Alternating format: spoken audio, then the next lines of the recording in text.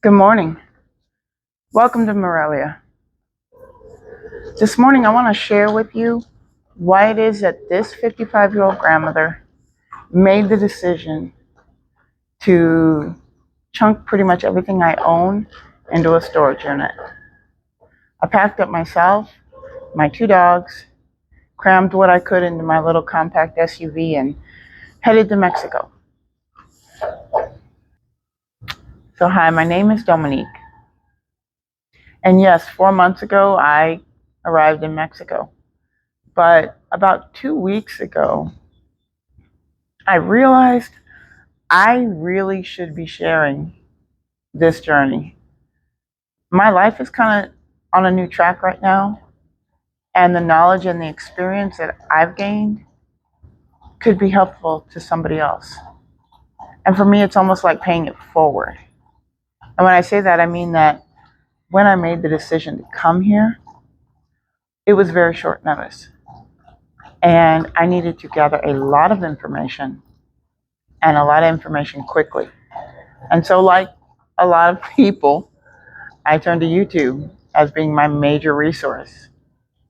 And whether those content creators know it or not, they helped me not only choose Mexico, but they helped me choose the city that I'm in. They even helped me narrow it down to the portion of the city that I wanted to be in.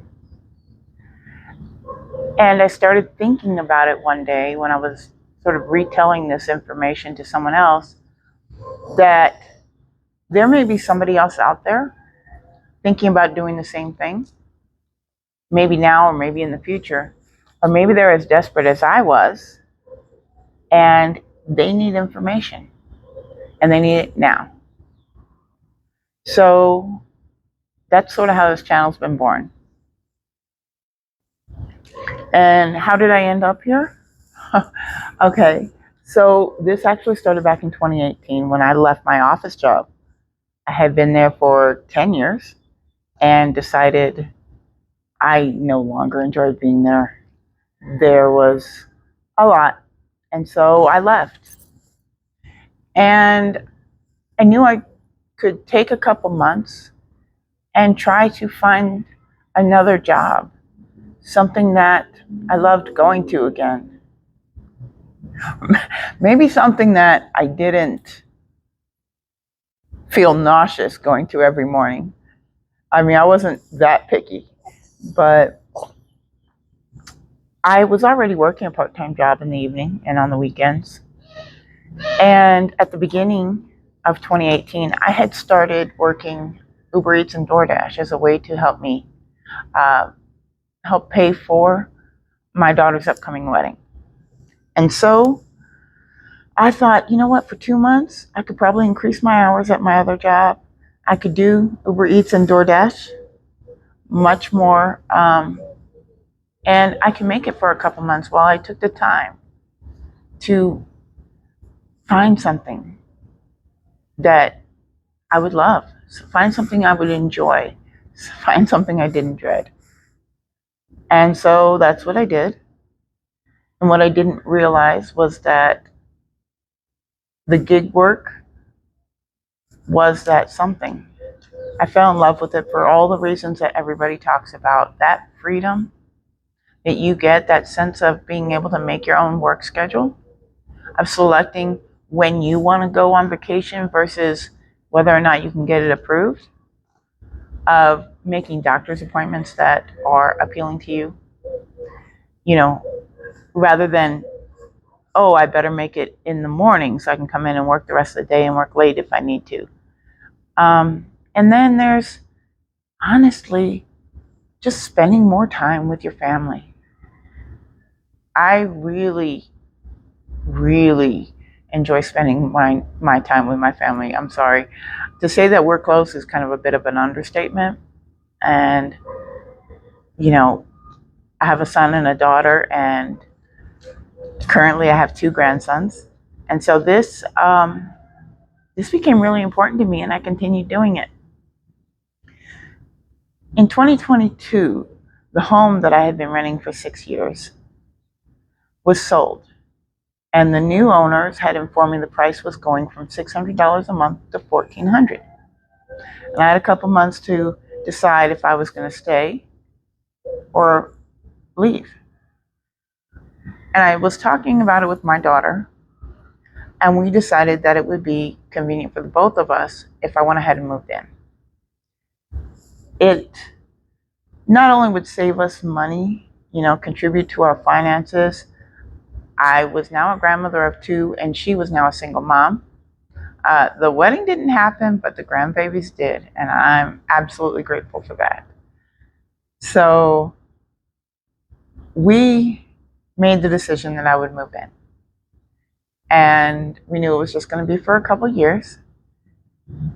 And so that was the plan, and I loved it. I loved spending all that time with my family. As it was, my son ended up moving just a couple minutes down the road. This was great for all of us. And so at the beginning of 2024, my older grandson was going to be going to kindergarten full-time. My youngest was already now in daycare full-time with a schedule that my daughter at her new job could take him and didn't need me to drop him off at daycare anymore. And so I started looking for my own place. The goal was to be moved in by November and have Christmas in my new home. The thing was, though, I couldn't do it on the gig economy work. Not with the way that prices had skyrocketed in Atlanta. And we weren't living inside the city of Atlanta. We were about, 30 minutes outside. But still, prices had really gone up. And so I started looking for that regular 9-to-5 again. And I spent every day looking, whether it was before or after work, during the job, sitting at lunch. But when you're 55 years old and you haven't been in the office in years, it's an uphill battle. It's truly difficult to hear that the job you're sure you qualify for, you're now overqualified for, or you are out of touch. You're out of date. You don't know the current software, and they don't want to train you, and they don't need to, because they have enough applicants that already know the software. The jobs that were interested in me, unfortunately, they were not willing to pay enough to even cover a studio apartment and my bills in the lowest, some of the lowest rent cities or areas. And so I ended up looking into other locations further, out in Georgia. I ended up looking into nearby states. I started looking a little further and where I could make my dollar stretch. Mexico kept coming up. I just kept hearing about how much people loved it here. I kept hearing about how far their money went, their retirement income, their set budgets, their savings accounts. And I started taking it into serious consideration. When I made the decision to come here, it wasn't easy. The idea of leaving my grandsons, the idea of leaving my kids, none of that was easy. Decision had to be made. And I kind of looked forward to it. I've always, loved Mexican food, the Mexican culture, the language. I hadn't been to Mexico in 20 years, but I was a little bit excited about it, but in the same way, a little bit worried. Now, my plan was only to come here for 2 months. I thought I'm going to come for 2 months, like I did when I left my job. Take 2 months, focus on really trying to find a job online without having to break it up by working. Find something remote online.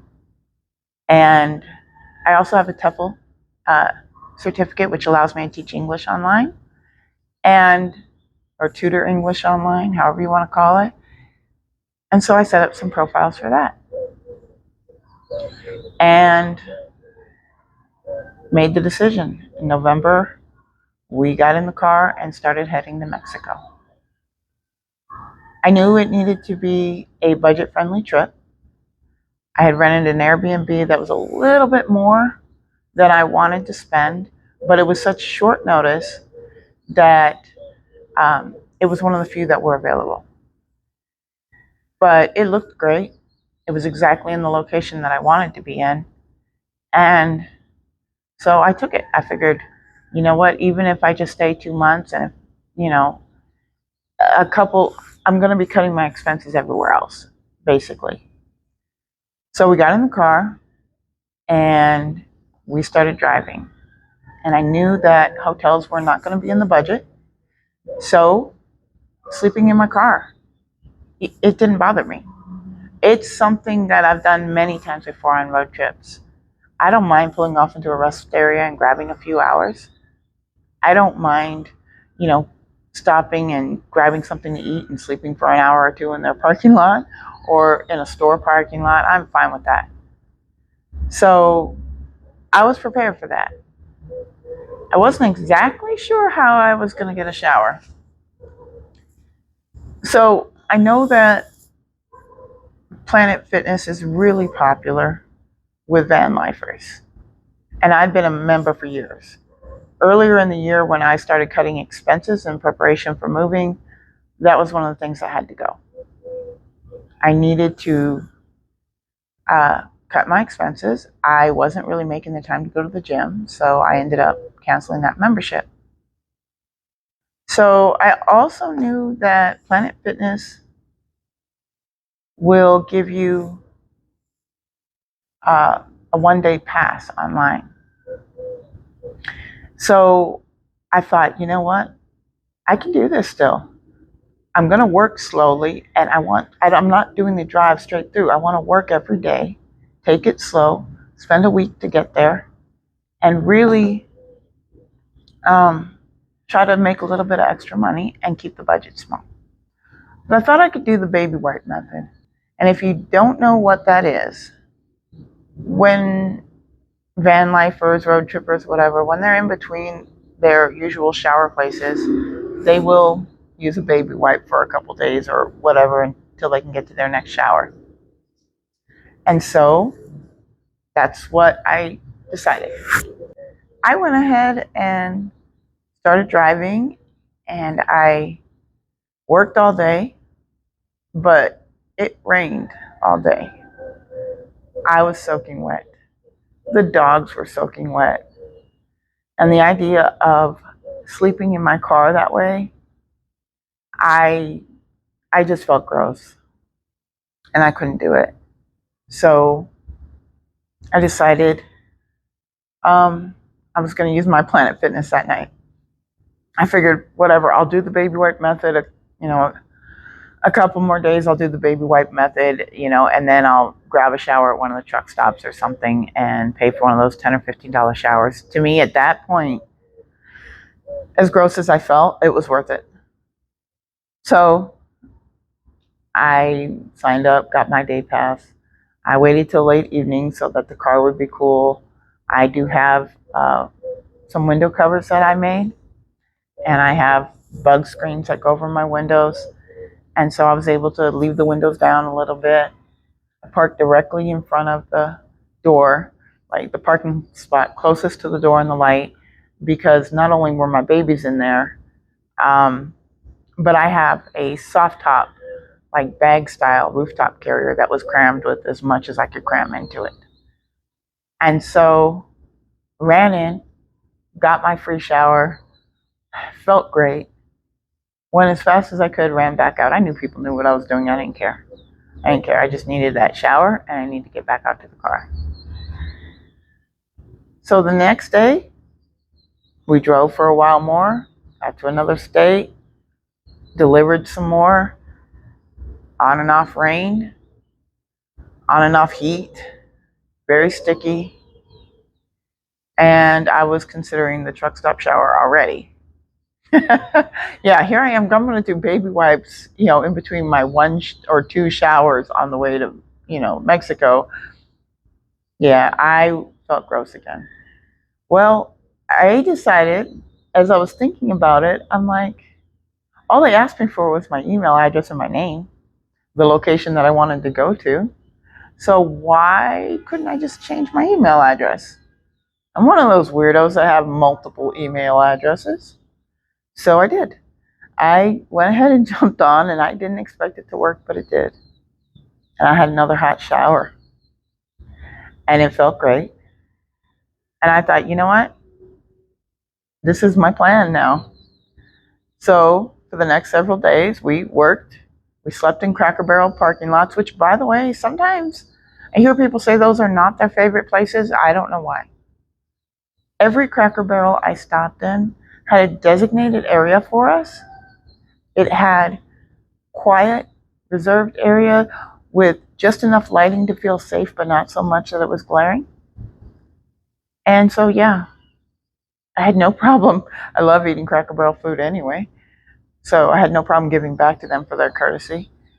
But yeah, I slept there every night. Okay.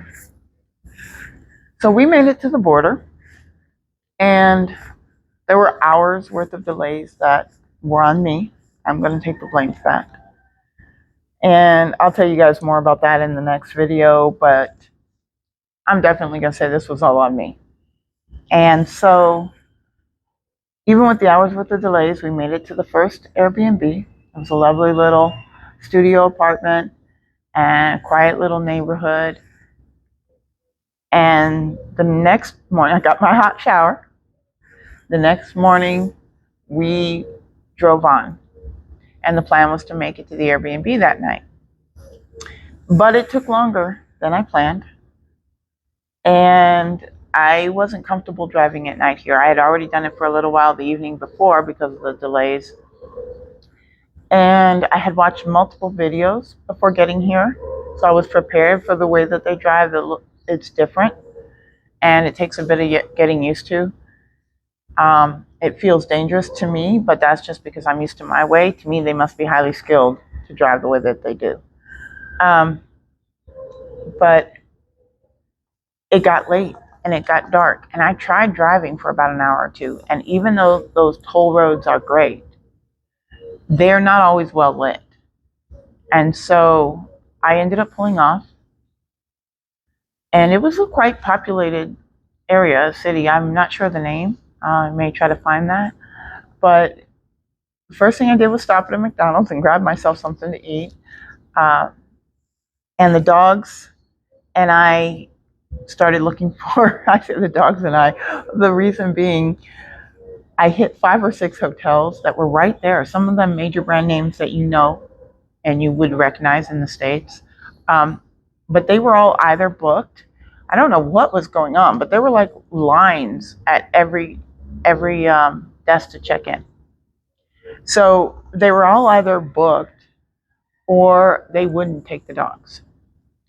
And so after about 6 of those, I went back to that McDonald's parking lot and I pulled into the back and I went to sleep.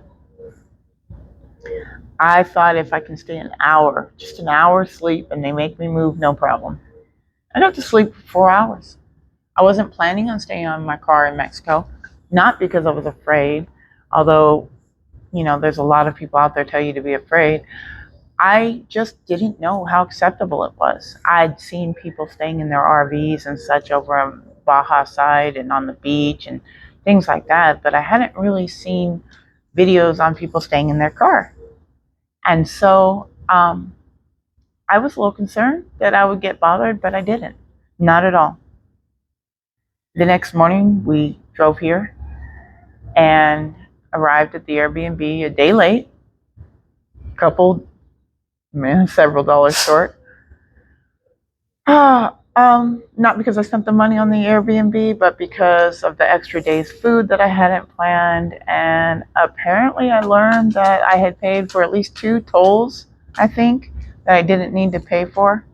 I learned that at like the 3rd one, where I tried to hand the gentleman the money and he was like, you know, you don't have to pay for this. You just paid, didn't you? And I said, yeah. And he's like, yeah, this is for people that are just getting on. You've already just paid. You don't have to pay again. He said, that's what that ticket is for that you have right there. And I thought it was just they had handed me back my stub. I didn't realize it was almost like we would call them a bus transfer in Los Angeles. Um, but basically you give it to them and, they let you continue on. Anyway, um, arrived here at the Airbnb, and that was a little bit of an adventure we can talk about another day. Otherwise, this video will never end. But I arrived here at the Airbnb. I got to meet my neighbors, and this young man in his mid-20s, late 20s, and his father live here in the building, and they've been great. And started exploring the area, started exploring, the cities and the people and meeting everybody, and it's been great. The people have been wonderful here. I really enjoyed it. But it's a little bit difficult missing your family, especially like my little grandbabies. And Thanksgiving came, and, it was my first time ever celebrating Thanksgiving alone. But I made myself a little Thanksgiving dinner, and I enjoyed it. You know, uh, well, I kind of got in a funk a little bit after that as Christmas started approaching, and started missing my family more, and started thinking about my babies. Opening up Christmas presents without me. My youngest grandson had a birthday coming up. He was about to turn 4. And so I had also made the decision that since it had now been a month and a half, that I was going to extend my stay. I hadn't found a job yet. And so I decided to stay until the end of my visa. I was really enjoying the area and the people I met. But I also really needed to make that money stretch. And so I decided to stay. I think knowing I wasn't going to see them in January probably started hitting me pretty hard. I got invited to spend Christmas with a family here. They open up Christmas presents at midnight here, so the dinner and the festivities start a little bit earlier. And by that evening, I didn't have it in me to go. So I canceled, and I apologized profusely the next day, and they totally understood. This is a young girl, also in her 20s, and her mother, that had invited me, and I'd gotten to know some of the rest of their family, and I really appreciated the invite. I appreciated it enough to know that it wasn't right, that I shouldn't have allowed my funk, the way that I was feeling, to interfere enjoying the holidays and to cancel at such a late time, and I felt terrible. And I didn't want to spend the rest of my time here feeling like that. So I got invited by the young man in this apartment, in this building, to the cutting of the cake, sort of like they do in Louisiana, where you cut the sweetbread and you get the baby. And so they do that. And if you get the baby, you are responsible for helping to host the next party, as well as, helping to provide things for the party, which would have been on February 2nd. And so I go, and they have me cut the cake first, since I'm not only the guest, but it's my first time doing it, and I get the baby. And there were about 10 of us there, and there were multiple babies in this cake, and they all went to the other women. None of the guys ended up with them. Anyway, it was a fun evening. I enjoyed it. There was music and dancing, and just, we had a good time. I also went to New Year's Eve with the young lady and her mother that I had canceled on. We had an amazing evening. We laughed, we listened to music. There were maybe 8 of us there. We played board games. It was a great evening. So I was really getting better. I was bypassing this funk. I was not going to let this, I get to talk and, video call with my grandsons and my son, and my sisters and I chat all the time. So I'm trying to make the best out of the loneliness is strong. Just missing them. I'm not lonely. I just miss them, And so Valentine's Day came around, and I thought, I'm taking myself out to dinner. There's a restaurant I've been walking by for months, and I've been wanting to try the food. It belongs to one of the hotels here, and I thought, I'm going to go eat there. And I did. I opted to eat on the patio because it is right there in front of the cathedral. I think you can see it in the background. It's the major historic central cathedral over here. And so I'm out on the patio and I'm enjoying this wonderful meal, and I'm watching everybody, and I'm watching them on their dates, and I'm watching the city central come alive because the park really gets active in the evening. This is not a touristy area. Most of the people you're going to run into don't speak any English. I have a small Spanish vocabulary that's been very helpful, and I have Google Translate, but they don't speak a lot of English here. But so the people that are out enjoying this park are the locals, and they're out, and there's music, and there's performers, and there's vendors selling cotton candy and delicious food, and there are artwork set up everywhere. It's wonderful. So I'm sitting on this patio enjoying this view, and I'm looking around at the people there on their dates, and I'm looking at the families that are enjoying their time together, and I kind of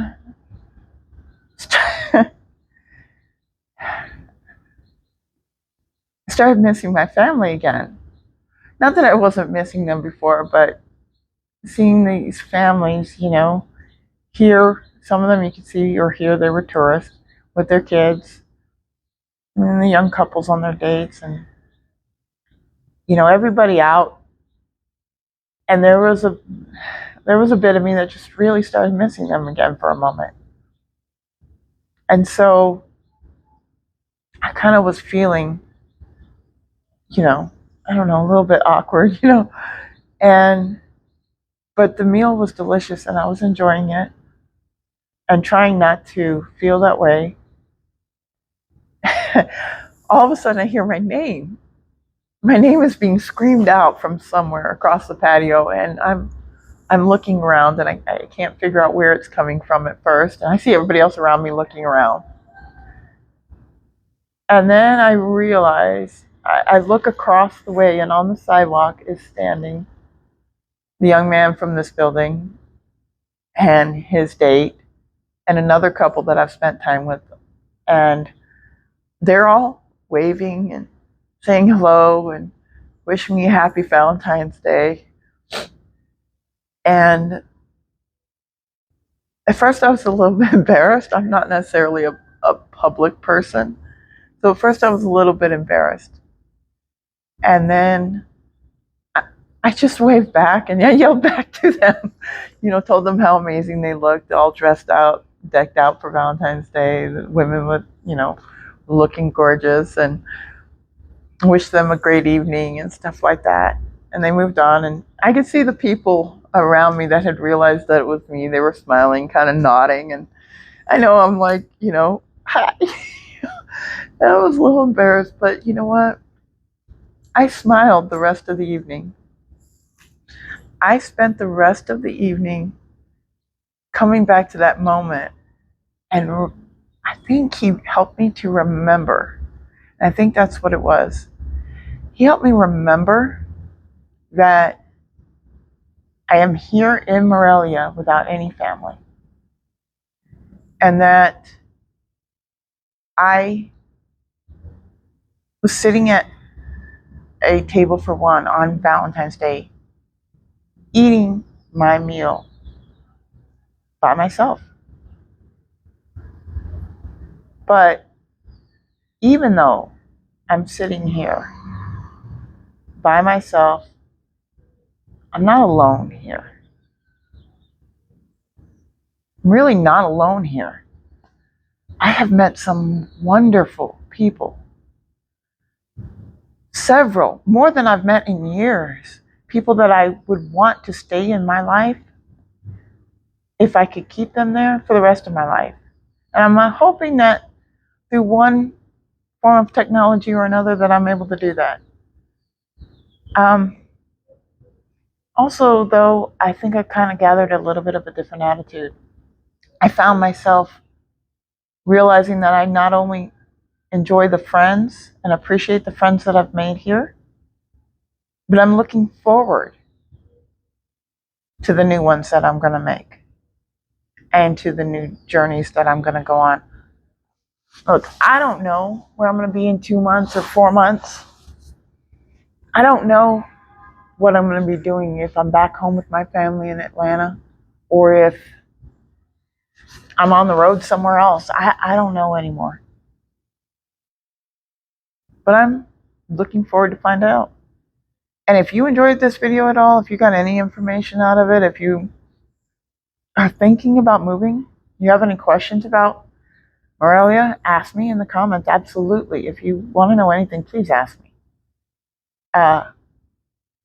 If you are curious about what happens next, what are the chances that you're going to subscribe? I don't know.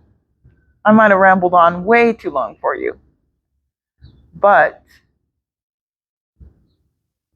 what are the chances that maybe you show up to find out what happened at the border? I don't know. I hope they're pretty good. I don't know where my life is going to lead, but I hope that you come back and we figure it out together. We learn together. If we can build a community of communication, we can talk and share our stories. But I hope to see you, to see you. I hope you see me next time at the border. Take care.